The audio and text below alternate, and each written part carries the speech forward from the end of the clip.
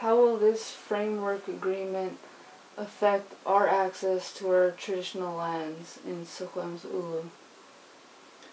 Well, there's a few different ways that it's going to affect our access to land depending on who our is. So the people who are in those bands that have signed on the agreement, they're affected differently than, say, you and I, who are from Strauss or Bonaparte band, who aren't in the agreement. So it affects all Secwepemc people's rights because in the agreement it is setting out, so to back up a bit, within the agreement there's a whole, what's called a matrix, and basically it's setting out different levels of the duty to consult for different practices. So for instance, when the province changes a hunting regulation, what they're saying is that's just a kind of a mild possible infringement on Aboriginal rights, and so they don't have to do a lot of consultation, and so that will affect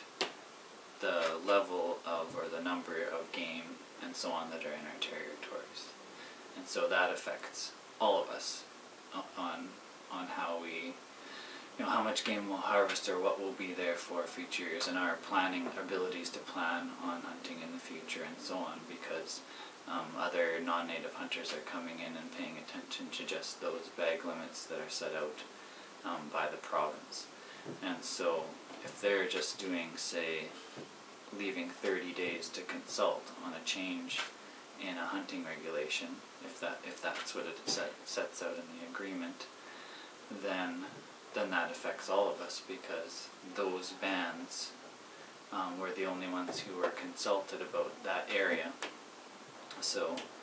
if we're talking about, say, the Upper Adams or something like that, and they only talk to those bands that signed on to this agreement, and within that 30 days, say, the lands manager that's hired for this framework agreement puts in their input, but what about the input of the rest of the nation who might be invited to go and do a hunt up in that area? Their ability to hunt or plan that hunt